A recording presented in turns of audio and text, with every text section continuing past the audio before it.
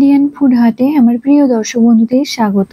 মেশিনে চাল গুঁড়ো করার জন্য কিভাবে আমাদের এই চালটিকে রেডি করতে হবে, এছাড়া কিভাবে এই চালগুলোকে দীর্ঘদিন পর্যন্ত সংরক্ষণ করা যাবে, অর্থাৎ এই চালগুলোয় কোনো দিনই পোকা লাগবে না, সেই উপায় নিয়ে আজকে আমি আপনাদের সামনে উপস্থিত হয়েছি। এখানে আতপ চাল নিয়ে নিয়েছি 2 কেজি। আতপ চালটিকে ভালো করে ধুয়ে পরিষ্কার করে নিতে হবে। হাতে চটকে চালটিকে 3 থেকে 4 বার ধুয়ে নিচ্ছি। সেদ্ধ চালের থেকে আতপ চালে যে কোনো পিঠা ভালো হয়, তাই জন্য আমি এখানে আতপ চাল নিয়ে নিয়েছি। চালটিকে কিছুক্ষণ চটকে নেওয়ার পর জলটি একদম সাদা হয়ে গেছে। এখন এই জলটিকে ফেলে দিচ্ছি।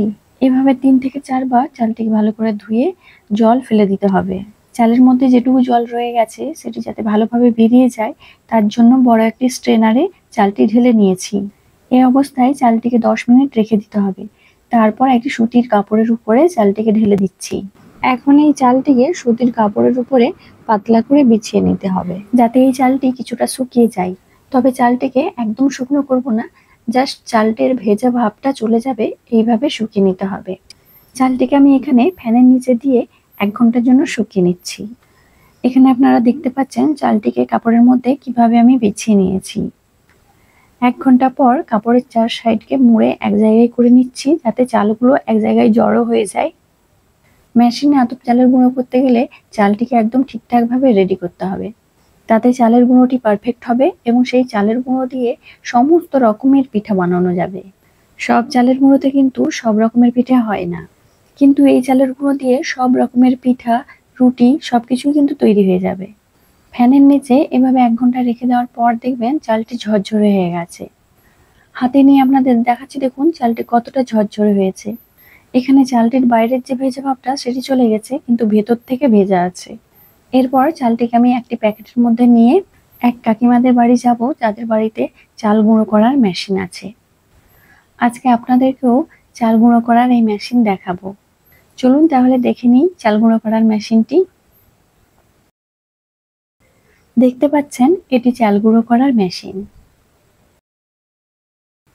মেশিনটির মাঝে যে এরকম গর্ত মতো আছে, এর মধ্যে চালটিকে কাকিমা ঢেলে দিলেন। মেশিনটি চালু হয়ে গেছে। চালটি এখন নিজে থেকেই নিচের দিকে চলে যাচ্ছে।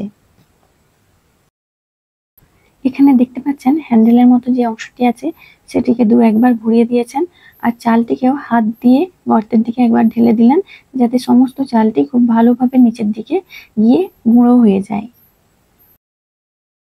এদিকে দেখুন চালটি গুঁড়ো হয়ে প্যাকেটের মধ্যে পড়ে যাচ্ছে।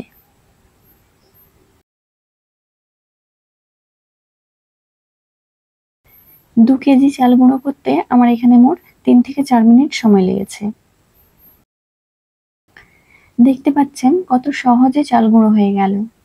বাড়িতে যদি মিক্সার মেশিনের মধ্যে এই চাল গুঁড়ো করা হয় তাহলে কত সময় লাগে এবং কত খাটনিও হয়, কিন্তু এখানে কত সহজে চাল গুঁড়ো হয়ে গেল।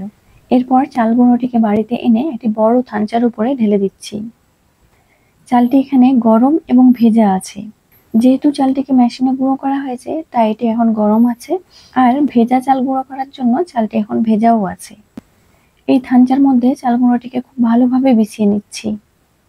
এরপর এই চাল গুঁড়োটিকে 2 দিনের কড়া রোদে শুকিয়ে নিতে হবে। রোদে শুকনো করার সময় চাল গুঁড়োটিকে হাত দিয়ে মাঝে মাঝে উল্টে পাল্টে নেবেন। 2 দিন পর চাল গুঁড়োটি খুব ভালোভাবে শুকিয়ে গেছে।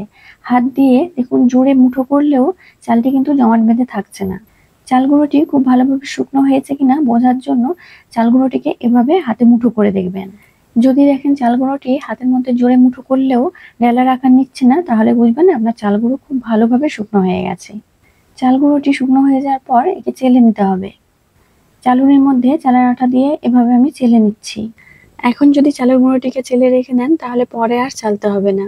চাল গুঁড়োটি চালার সময় শেষে দেখবেন চালুনির মধ্যে এরকম ঢিলের মতো অংশ পড়ে থাকবে, সেগুলোকে হাত দিয়ে একটু প্রেস করে দেবেন বা হাত দিয়ে এরকম একটু ঘষে নেবেন।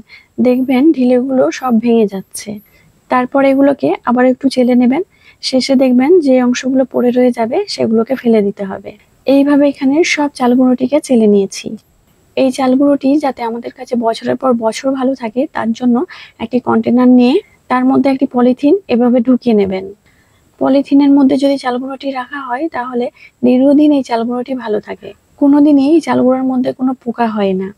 চাল গুঁড়োটিকে শুধু কন্টেনারের মধ্যে রাখলে অনেক সময় দেখা যায় কি কয়েক মাস পরে চাল গুঁড়োর মধ্যে ছোট ছোট পোকা হয়ে যায়।